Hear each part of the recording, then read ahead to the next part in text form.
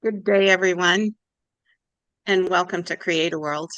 I am Elizabeth Geyer, and I'm honored to be here with my life partner, Steve.Lowery. And before we begin our conversation today on youth and leadership and opportunities, I want to talk a little bit about Create a World.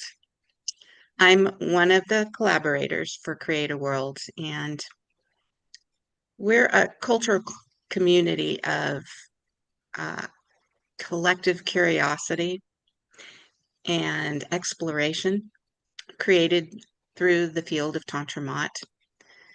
And we come together to give presence to new worlds being created all over the globe with people who wish to discover and explore and create new realities.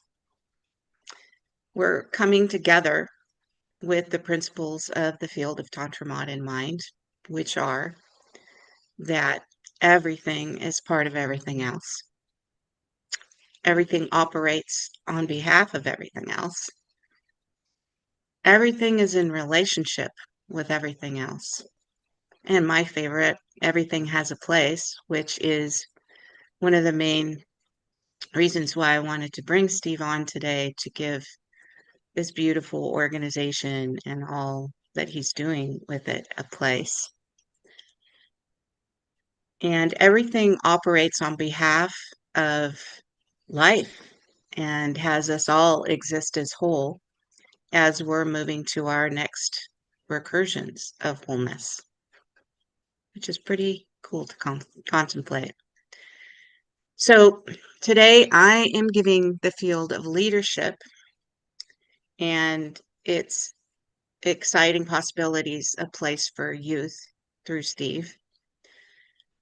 Steve has spent his life in the Air Force for 30 years to be exact, yes, and also as a safety and security officer through our county sheriff's office, and he spent time at our community college of Chabot as well in the field of security.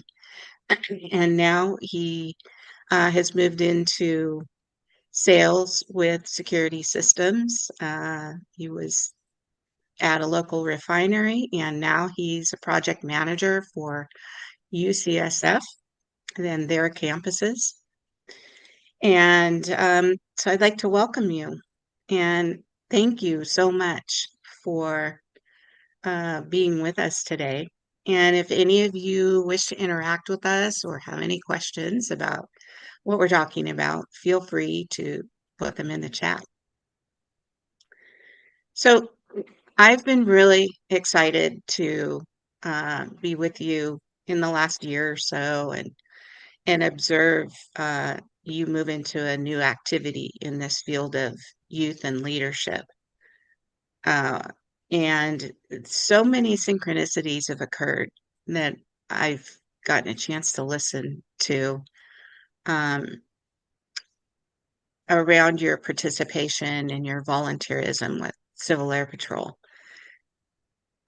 So I know you're going to talk in a minute about what Civil Air Patrol is, but overall, it's an organization for youth ages 14 to 18, and it's a chance for these youth to learn and practice um, leadership skills. And all of your experiences, Steve, have really excited me and given me hope for our future and for the future of our children and our children's children through these amazing uh, children that some of which I've gotten to be with for small snippets of time. So first, if you can talk a little bit about your experience with the Air Force and with leadership, throughout the years, as you've told me some really cool stories about whom you worked with and what you participated in.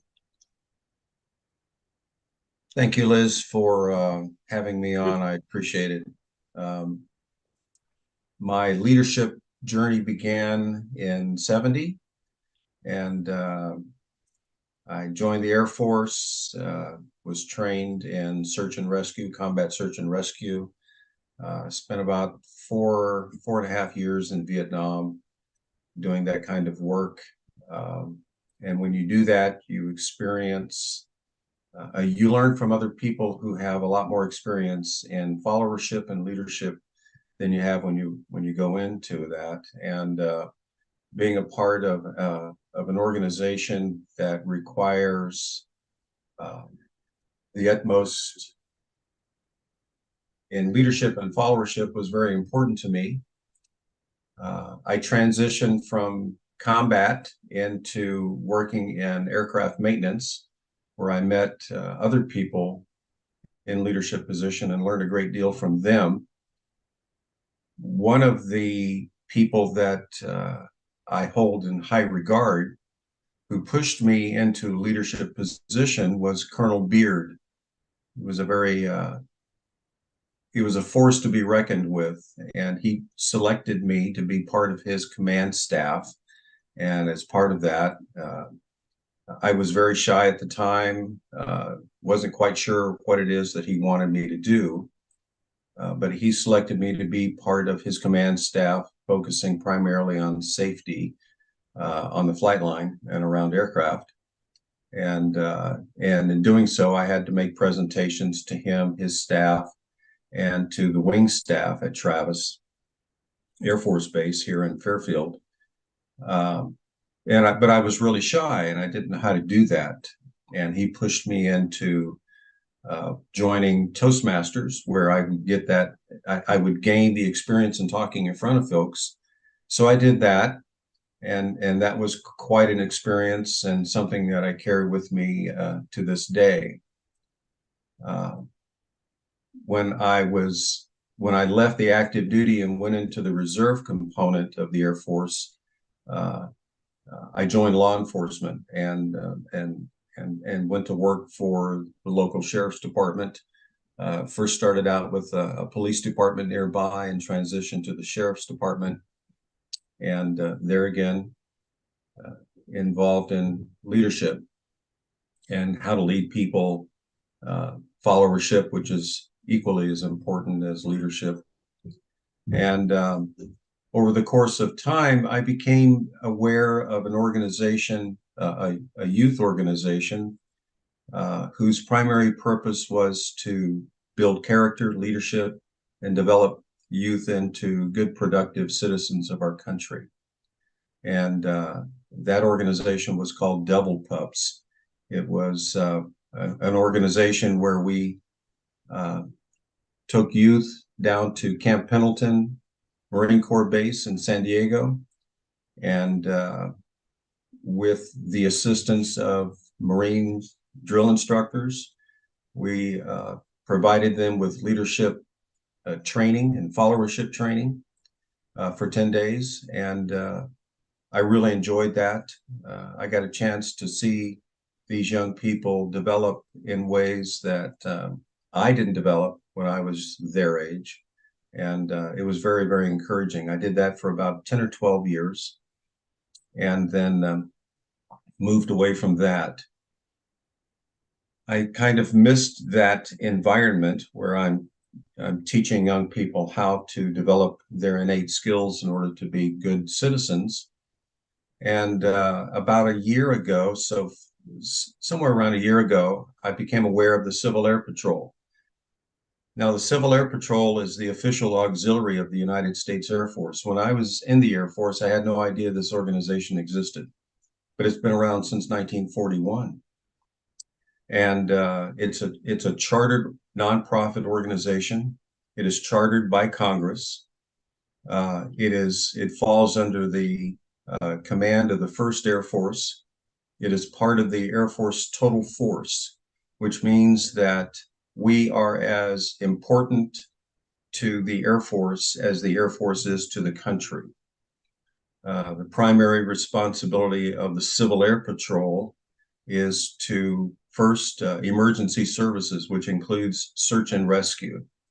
We provide search and rescue functions to the Air Force and to the local sheriff's office, the highway patrol, anyone that calls on us. We provide search and rescue services. And as of today, we have rescued 11 people across the country.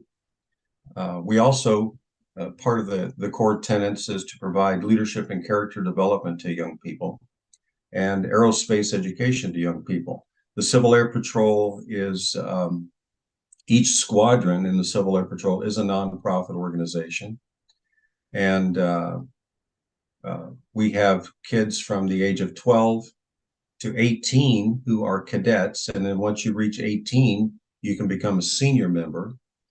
And there are a lot of senior members in Civil Air Patrol. I understand that there's a little over 30,000 volunteers in the Civil Air Patrol across the country.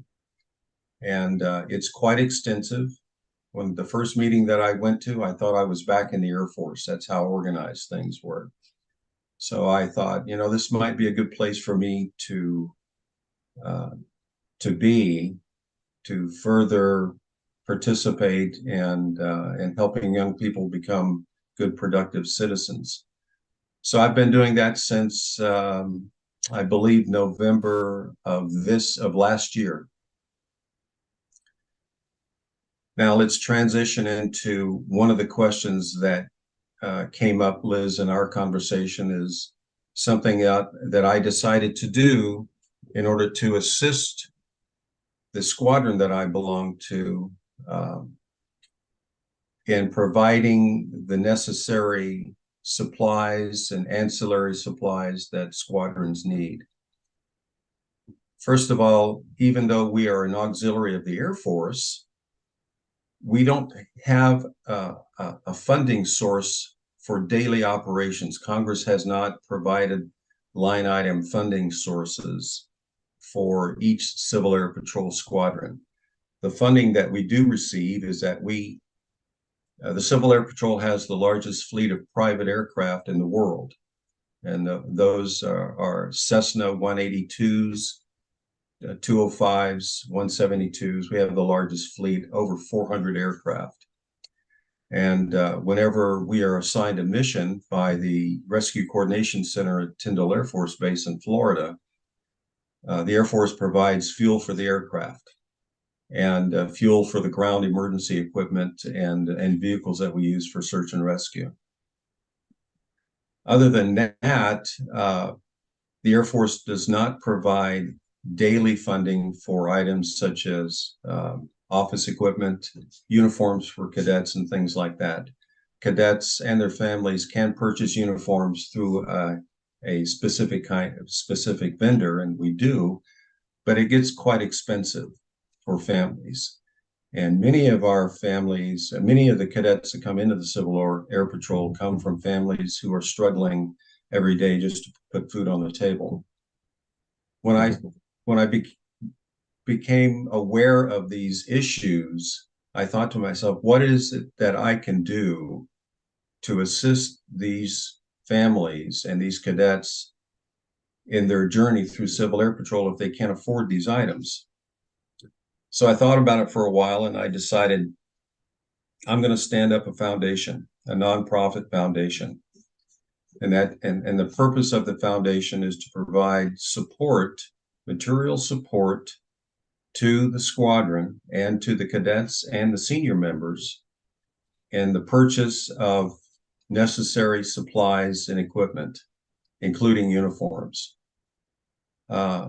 As I'm going through my thought processes, I was fortunate enough to meet another senior member in our squadron who is a prior service Army veteran and who is also an attorney who works for our local college district, who specializes in nonprofits. We began to have a conversation. We both got excited about the opportunity and the possibility of setting up this foundation. So we are in the throes of doing that right now, and our foundation will be incorporated on the 1st of January of 2024. So that's what we're going to do, and I'm pretty excited about that. There is a lot of work that has to be done to make sure the foundation gets off to a good start. And I'm under no illusion that we are going to be able to provide this necessary support to the squadron in the first few months. We're going to try, but this is a long-term project. It could be a year or two before we have the resources to provide the kinds of support to these cadets that we need. But I'm hoping that within the next year or two, we'll be in a financial position where we can do that. And we've already staked out some significant donors, and we're going to have conversations with them soon about their participation. So I'm excited about that. And part of becoming a member of Civil Air Patrol is to teach leadership and followership, and I've been doing that as well. So it's been fun so far. So that's what, 5 or 10 minutes of what's going very on good. with me. That's awesome. So the first pinging that I get is for you to talk a little bit about followership, because in conversation, I think that's the first time I've heard it stated that way. So could you talk a little bit about what that means as far as youth and adults are concerned? Sure. Whenever we have conversations about leading, one of the things that is typically left out or forgotten or not really addressed is the importance of following. What is followership? What does that look like? What does it mean? What is the importance of followership? How do you get involved in followership? Is there a process for followership? And if you look at it from the leadership, as a leader, if a leader doesn't have anyone that's following him or her, then what is the purpose of leading? Followership is an extraordinarily important part of leadership. It's the second component that is rarely ever talked about. Followership involves understanding what the mission of the organization is all about, bringing the skills and abilities that you have, that you've learned through your life and innately, bringing that to the organization, helping the organization function, to perform skills within the organization, whether that's administrative skills, leadership skills, organizational skills, logistical skills, all of that, with the purpose of following what the leader and the leaders of the organization ask you to do. So that is followership. That is everything below, next to who the leader is. Those are all the followers. Without the followers, the organization cannot function. The leadership of the organization means nothing without those within the organization following the lead of the leader and understanding what the purpose of the organization is. Leadership is not an easy thing to define, and if we want to go into that shortly, we can do that. But I have a different take on what leadership is all about. No, I'd love to hear that. Go ahead. It Talk is about not easy for us to define leadership. It is easier if we know what leadership isn't. We can identify what leadership is not.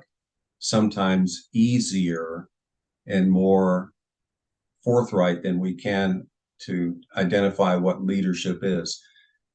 If we could define leadership, then everyone in the country and everyone around the world would use that definition. But there is no single definition to the word leadership. But we know what it looks like when it's not leadership. Leadership is not bullying. Leadership is not coercion. Leadership is not adverse influence. That's not leadership. Leadership is is everything else that has to do with encouraging people to be the best people that they can. Over the years, over what, 40, 50 years of being involved in this leadership occupation, so to speak, I've developed a couple of definitions for myself of what leadership, and the one that comes to mind most of the time is leadership is encouraging people to work for you when they're under no obligation to do so. That goes back to being involved in combat in Vietnam, where there was a staff sergeant that I was following.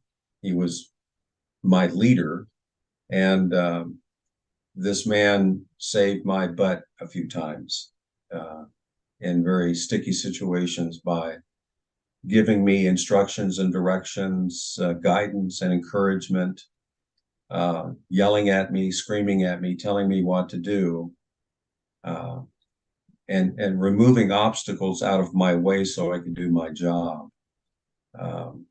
As a combat medic, my job was twofold. My job was to not only defend myself and defend others, but was also to save their life. But without his encouragement and his understanding of what it is that I was there to do as a follower, it was difficult for me to do my job. So I looked to him as a leader to allow me the opportunity to do my job. So in developing this understanding, and my understanding of what leadership is getting people to work for you when they're under no obligation to do so. Now, in any organization who has a leader, there are rules and regulations that people have to follow. Otherwise, the organization falls apart. So followers are required to follow those rules and regulations, and the leader's responsibility, in my view, is to remove all the obstacles from in front of the followers so they can get work done. Otherwise, the organization doesn't become successful. Does that make any sense? Yeah, that's lovely. And I love how you talk about being under no obligation to do so. So that, when I think of all the leaders in my path, there are a few that stand out that I would follow forever because of the word encouraging, because of that, because I I wasn't pushed in any way to follow them other than that they were so inspiring and that they cared about me as a follower. That was the other piece. So it's a Exactly. beautiful definition. Exactly.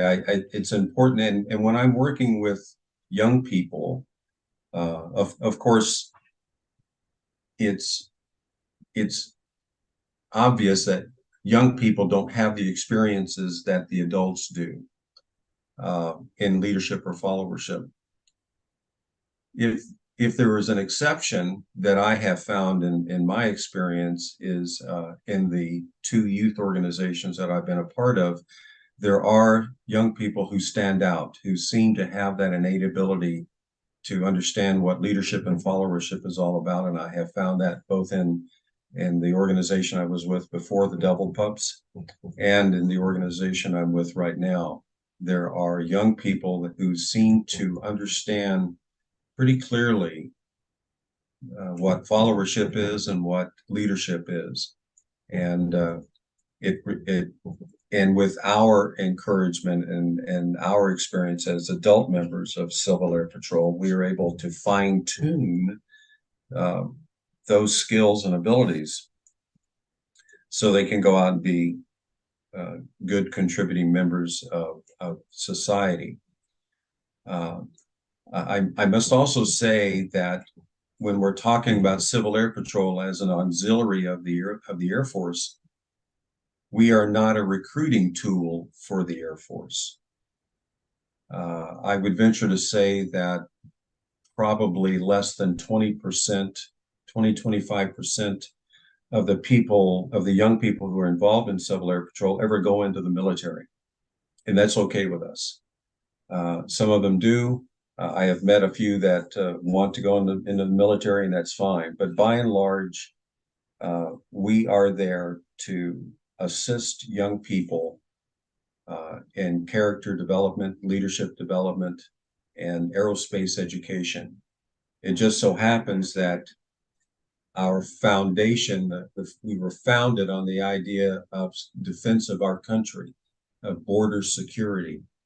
And from that, leadership developed. Because if you're going to defend the border, you have to have leaders and you have to have followers. So I have found quite a few young people in this organization that I'm a part of who really understand what leadership and followership is all about, and our job is to fine-tune that. So if I were a youth or even an adult, and I was interested in coming into Civil Air Patrol, what can you tell me about what you actually do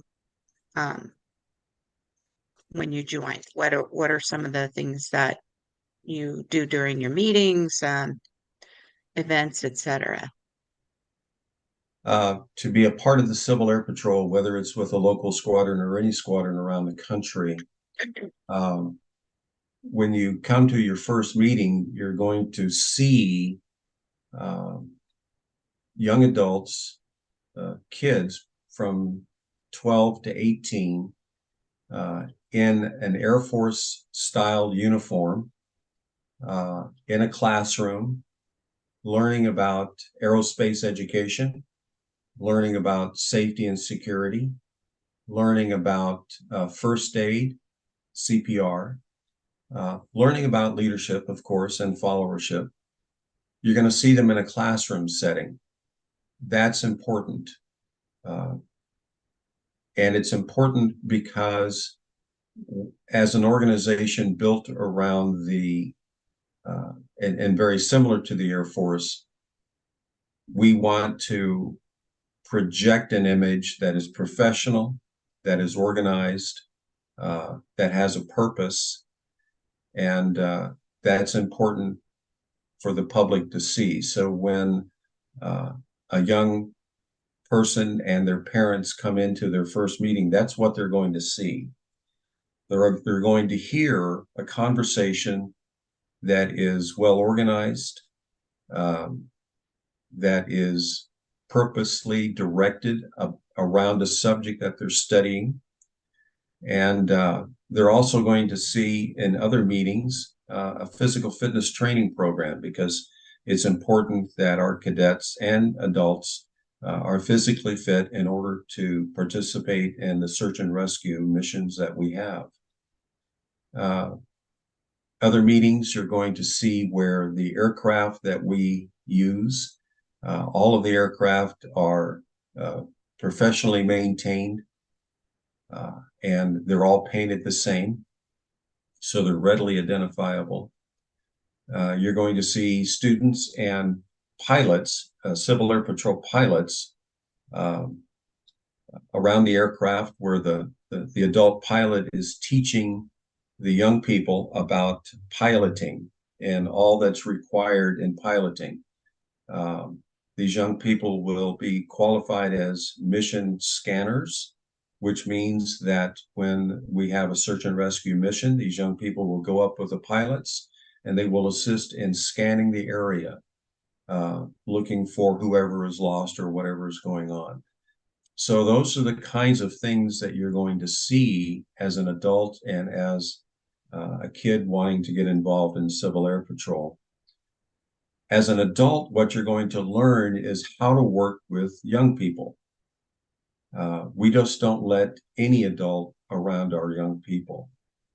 There are public laws that require organizations such as ours to screen adults and screen their backgrounds to make sure that there's nothing nefarious in their background that would harm the cadets. So we're very strict about that. You have to go through a background check, you're fingerprinted, There's a formal interview process that's required by Civil Air Patrol that we conduct with specific questions asked about your background. And it is determined from that whether or not you're going to be able to participate as an adult. With the kids, things are a little different because, of course, there's not much background to go through, but not every kid is able to get into the Civil Air Patrol. They have to show a desire, an enthusiasm, a curiosity of what it is that we're doing. We do not exclude anyone from participating in the Civil Air Patrol, and that's very, very important. We have the tenets of inclusion that is very important to us. Also, it doesn't matter if you have an inability to do something, which is a nice way of saying if you have a disability, a learning disability, or a physical disability. We want you in that because everyone has value and everyone can bring a value to the organization. So that's important. And we do have a couple of kids in our organization who have struggles, and they're doing quite well. I'm very impressed with them. So that's kind of what you would see at a meeting. Great. Okay. And then I know you spoke to this a little bit at the beginning, but could you say also overall what the patrol does in their actions in the Civil Air Patrol?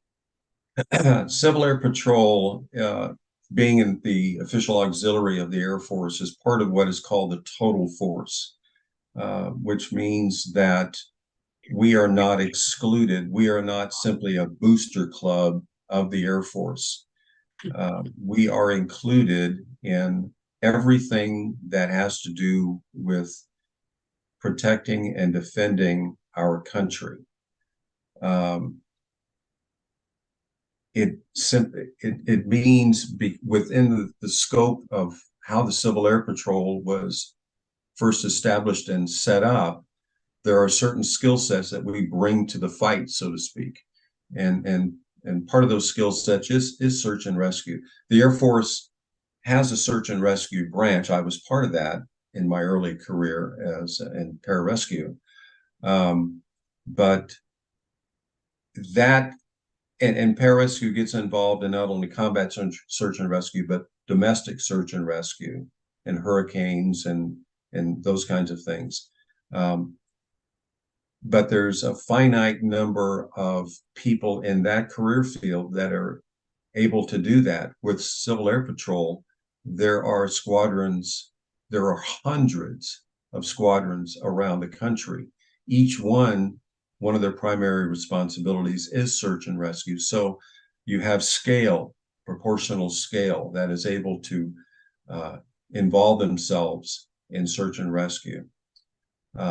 Another component that is very, very important is, let me give you an example and it'll help understand for your viewers. Whenever there is a hurricane, such as Katrina, after the hurricane was over, the Civil Air Patrol provided overflights of the damaged areas to provide video and photographic evidence of what the damage was. And that information was provided to the Office of Emergency Services, to the state and to the county in New Orleans, and to FEMA, so they can evaluate what happened and how to mitigate problems in the future with flooding and so forth. Locally in California, years ago during the Paradise fires up north of Sacramento, once the fire was over with, Civil Air Patrol was tasked, our squadron and others around the state were tasked to do overflights, to take photographs and of the damage, to provide to the Office of Emergency Services and FEMA to provide them with information. Recently in Hawaii, when the fires were there in Maui, the Civil Air Patrol Squadron in Hawaii did not have enough pilots to provide overflights because pilots can only fly for a finite amount of time. California was fortunate enough to be able to send some of our pilots over there to augment their missions to provide overflight of the damaged area, taking photographs, collecting data to provide for the state of Hawaii's Office of Emergency Services and FEMA. So our mission isn't simply search and rescue. It's very broad and expanding. We work directly with the Air Force, National Guard, and Air Force active duty in their training regimen. Fighter pilots need ongoing daily training on how to perform their missions. Civil Air Patrol participates in that with their aircraft by being targets in the sky, so to speak, or providing photographic or video overflight of what the fighter pilots are doing, and providing that information to the Air Force. So we're almost like a second eye in the sky for them. So that happens almost on a weekly basis. And then as far as aerospace education is concerned, we teach young people about rocketry, aircraft flight dynamics. Myself, I'm going to begin connecting with airframe and power plant mechanics locally to teach our cadets how aircraft are maintained. That's important. As an retired aircraft crew chief on C-5s, I can also provide that perspective as well on how aircraft fly. Most kids want to fly an airplane, but in some respects, kids don't understand how the airplane stays in the air. So I can provide that perspective as well, and how the mechanics of the aircraft goes. So it's quite expansive, quite extensive, very well organized. Rules and regulations, very similar to what I was exposed to in the Air Force.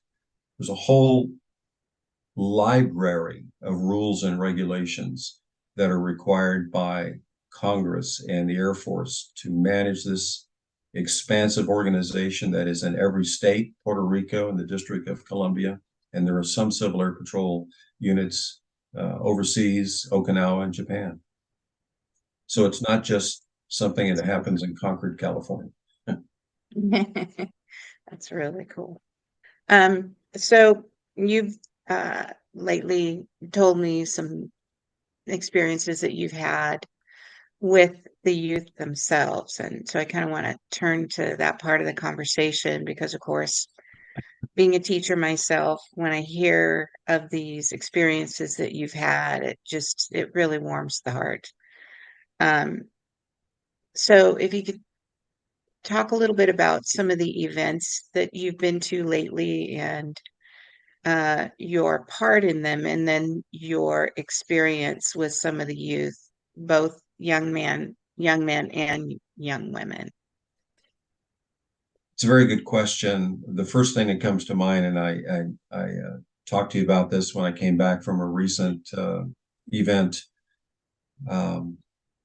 There was the Civil Air Patrol is very attuned to teaching the importance of leadership and followership, and we have events around the state and around the country where cadets are brought together in an environment, a teaching environment.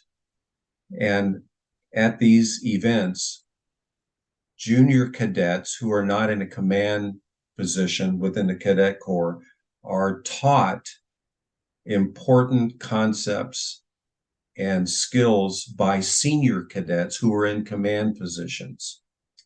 The adult members are there to oversee and make sure things are going well.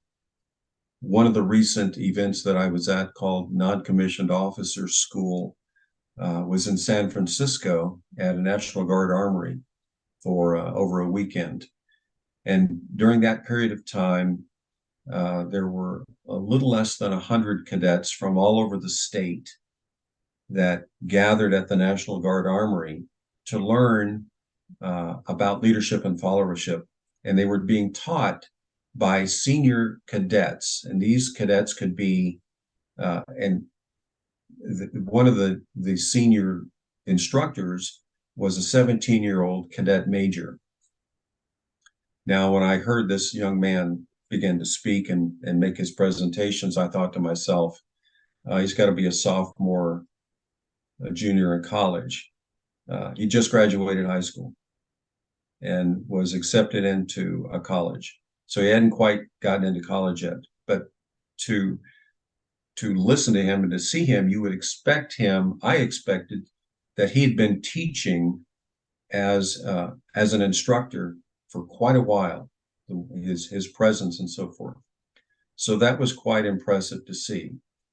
I also met a young lady who, and I mentioned this to you in a previous conversation, who was, when I met her, I was not only impressed with her presence as a cadet officer, but her background was touching.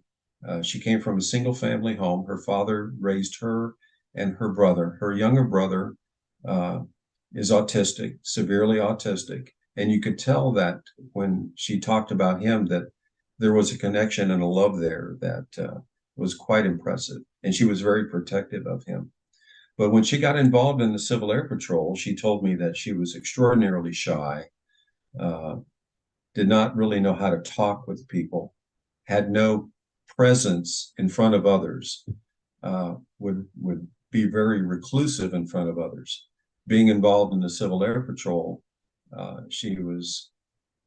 those traits were kind of pushed away, and she was able to blossom into a cadet officer and an instructor in leadership development.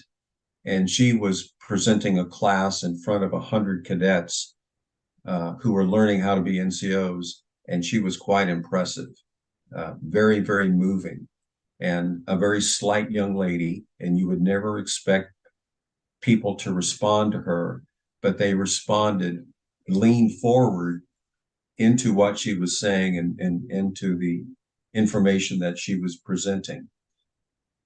So that is one of hundreds and hundreds of examples of young people who are involved in this organization, who have been able to develop their personalities, their characters, their leadership styles, their presentation style, their presence. And I think it's important also to understand that the Civil Air Patrol is not the only organization centered around youth that can provide these kinds of opportunities and skills. Scouting does the same thing, as you well know, Liz. Being involved in scouting for all of your life, scouting does the same kinds of things. And there are many other youth-centered organizations that provide opportunities for young people to develop their skills and to go on to become productive members of our society. I was very fortunate enough to find the Civil Air Patrol, and because I have a background in something that's very similar to them, it being in the Air Force and the military, that's what I gravitated to. And also, prior service members of any kind of service can belong to this and other organizations. We have one of our commanders is a retired lieutenant colonel out of the Marine Corps, who was a cadet in the squadron that I am in when he was young, went in the Marine Corps, retired, and came back. Again, we have retired and prior service Army people. We have Coast Guard folks who are prior service. We have Navy. And then, of course, we have many adults who had nothing to do with the military. As a matter of fact, as a nonprofit organization nationwide, it is governed by a board of governors that board of governors who, and they oversee the entire Civil Air Patrol around the country. Every 3 years, they select a chief executive officer. That chief executive officer is accorded the rank of a 2-star general, and that person is now part of the command structure within the total force of the Air Force. So he is accorded and afforded and recognized by active duty and reserve and National Guard generals as equal to them in responsibility. That person today, his name is General Felco. He has no prior service involvement at all. He was never in the military at all. He is an attorney and a software engineer. But because of his enthusiasm and his ability to provide leadership, he was selected as the chief executive officer / 2-star general of the Civil Air Patrol. And he is stationed at Maxwell Air Force Base in Alabama. So he runs the entire show. Wow, that's fascinating. I really love that there are people from all walks of life that are in this organization, men and women alike. I've met some wonderful women here locally that are just really, really inspiring to me, and that are leading these youth as well. So it's really, really cool. Um, so one of the things that I didn't hear you mention that I do want to bring out as far as the foundation is concerned, you were talking about this event. Uh, I'll call it, more like a conference, um, as an opportunity for youth. And is this something, there are other events like this where youth can go uh, to boost their skills. Is this something that you are considering within the foundation to provide support for youth who might not otherwise be able to attend some of these events? Exactly. When I became involved in Civil Air Patrol and realized that there was a need to provide support to families, cadets, and to adults to attend events, one of the conversations that my co-founder, we'll call him a co-founder, his name is Jerry Johnson, we had a conversation. What can we do to assist cadets and their families to attend these events when they can't afford to do that? What can we do to provide assistance in bringing speakers to the events to help bring inspirational speakers or individuals who have a particular skill set that we believe the cadets and the adults could use? How can we facilitate that? So that's part of what we're going to be doing as a foundation. One of the things that kind of pushed me in the direction of standing up this foundation was each year this squadron conducts an awards banquet. We get together and we highlight and recognize the importance and the significance of and contributions of what these young folks and the adult members have done over the year. It's been a very difficult path in getting the awards banquet started. Last year it was mostly a potluck at a local church.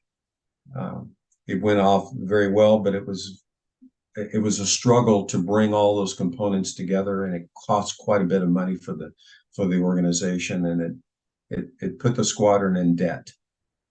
So I thought to myself, as an Air Force auxiliary, as a professional organization, we need to step up our game and to provide a different environment. So I began to look at where can we hold this awards banquet, this dining in, a military term called a dining in or a dining out. Where could we hold this and have it catered? We are very fortunate in Contra Costa County where we have a junior college down the road, Diablo Valley College. They have a facility where we could hold this, and they also have a culinary program where students learning how to cook, how to become chefs.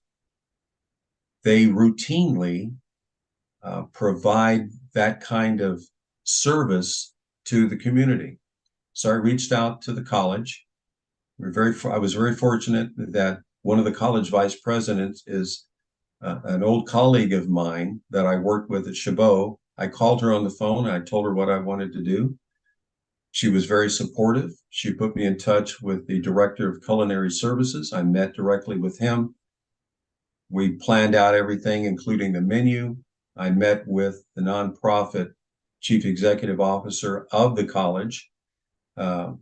He was very supportive, and it appears that we're going to have an event on the college campus in a facility that is very nice, that is worthy of the kind of event that we're going to have. We're going to have the culinary students provide a white linen service to us with a 4-course meal. And it's not going to cost the squadron any money for this. The only caveat is that the participants will pay for their meals at a substantially reduced cost as compared to going to dinner downtown Walnut Creek, which is, it's very swank in Walnut Creek. So dinners for one person can be over $50. And that's not a big dinner. We're going to have a 4 or 5-course meal for less than half of that, presented by culinary students, chefs, white table linen cloth, and it's going to be very, very nice. So we're going to have that in April, and I'm hoping that we can do something like that every year at that facility.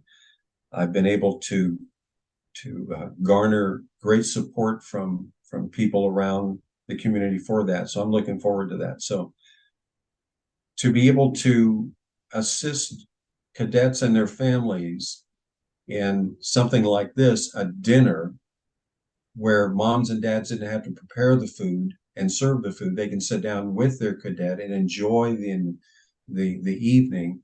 And that was important to me. I have some experience in that, being at Travis and being part of the logistics of putting those kinds of things together and being master of ceremonies of those kinds of events. So that was fun. If we have an event where that's somewhere in the state where moms and dads are struggling to get to it, the foundation will provide gas cards. The foundation will provide funding for hotel rooms. The foundation will provide support in getting uniforms. For example, if a cadet can't afford a uniform and we don't have uniforms available within the squadron, the foundation will purchase the uniforms and donate it to the kids. If the squadron doesn't have equipment such as computers, which we do right now, but if we need to replace computers and printers and so forth, the foundation will provide that, will buy it and donate it to the organization. But this foundation I'm talking about isn't going to be restricted just to Squadron 44. I'm going to, and I've already talked with other squadron leadership in other squadrons around the region. We want to expand our support to these other squadrons to provide them with whatever support they need. And I've gotten positive feedback from squadron commanders and these other units. I've talked to the group commanders about that. And the next conversation I'll have is with the wing commander and get his support. I can be pretty persuasive, and so far it's worked. Yeah, it really has. I mean, I'm such in awe by what you've created just in a even in a few months' time. So I have a, a listener here who made some really interesting comments, and we're at about 6 minutes left, by the way. Okay. Um, so she says, "Wow, it might be really impactful if parents were trained in leadership followership with a unique spin." And she said she's very taken with the idea of followership. Um, and in addition to background check, you'd need adults who can foster confidence, a strong sense of self in followership as much as leadership, which I totally agree with. And her question, which is a huge one. So keep in mind, we have 5 minutes left. What do you see as man's role in these times? Over to you. It's important. Let me answer that by giving my perspective. I was raised by my mother. My father was in the house. He was two parents house, but because of his job, he was gone a lot. So I was raised by my mother. It's extremely important that men bring to the table, to the fight, the feminine touch, to get in touch with their feminine side. We don't need ego to be involved in teaching and instructing and encouraging and and assisting the youth to become their better selves. We need a soft touch by the man. It's okay to be manly. It's not okay to be egotistical about that. It's important that men understand that the feminine touch, when it comes to learning how to communicate with others, how to do that in a way that's not offensive, abrasive, abusive, misunderstood, domineering. It that is not going to help youth become their better selves. You have to use both sides, the male side and the female side, and men are able to do that. I'm a good example of that. Uh, as you know, I don't tolerate in our household an abusive environment. It has to be very soft, very understanding, and a way of promoting and encouraging young people to be their better selves. I hope that answered the question. Yeah, that's beautiful. That's beautiful. So, there may be listeners that come across this that in the future want to know more about the Civil Air Patrol. And I know that in the explanation that I've placed the email. Um, so Let me keep, give a website. The yeah, website for the Civil Air Patrol is gocivilairpatrol.com. Gocivilairpatrol.com. That will take you to the national website and provide you with virtually everything that you'll need to know about the Civil Air Patrol. And if you have listeners across the country and they're interested in doing that, there's a way of finding out what your local Civil Air Patrol squadron is by simply putting in your zip code, and that'll take you to your local Civil Air Patrol. that's great. And And I'm available anytime to yeah, answer questions to anyone. that's wonderful. And I'm really excited to see how the foundation unfolds. I know you've gathered a lot of support and uh, people from many different factions to come in and get you off the ground and running. And I think that's just it's thrilling to know that there is a place now for our youth um, to have these amazing leadership opportunities. It just warms my heart. So I want to thank you for your time. And My I know time is that your time. Yeah, yeah.